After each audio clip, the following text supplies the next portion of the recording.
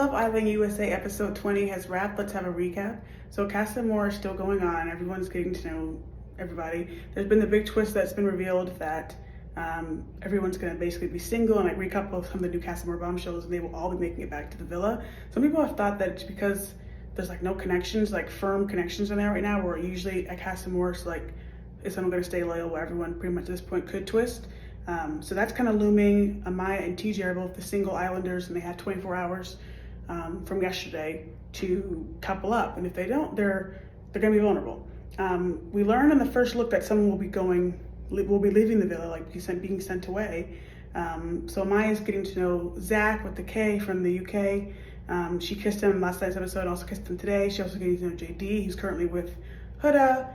Some of the girls in Casa Amor are moving around. The person who's coupled up with Taylor, Coco, is now talking to Ace a little bit more. The person who's coupled up with Nick, who is Clark, is now talking to Taylor a little bit more. Nick is trying to get to know Jaden, who's currently coupled up with Austin. There's whole types of like things going on.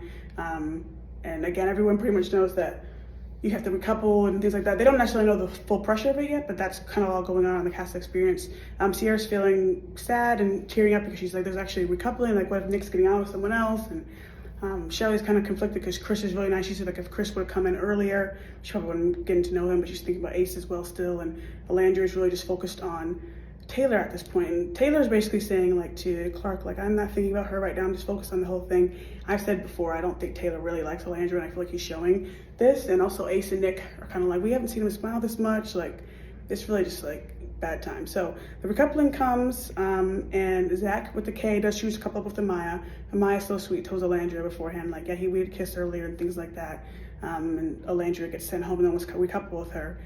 And the girls are crying bad, like so sad, because it's really crazy. Like, how are they going to do that during Casa Amor? And then on the boys' side, Jaden doesn't couple up with Nick, so Nick is left alone and single. But there's a big plot twist at the very end. Nick is walking out of the villa, and then a car rolls up and Landra's and there's like, get in, and Nick jumps in the car and they go who knows where. Actually, that's where the episode ends, so we'll see what happens on Thursday. They saved it at the end there because I was about to write a very nasty email to whoever's decision that was, but they did a good job. So we'll see what happens next. But Casa Amor is very different this year, as we've seen so far.